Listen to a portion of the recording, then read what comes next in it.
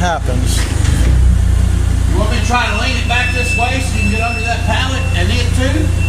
Well, I'm going to try to grab both. Alright. It might sit up there. Hell, I don't know, John. Alright.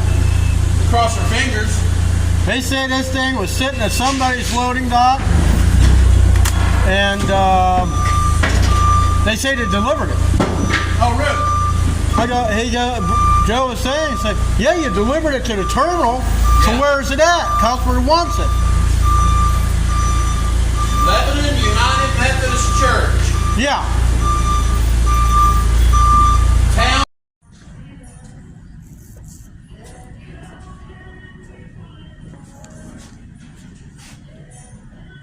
Well, at least the packing slips here.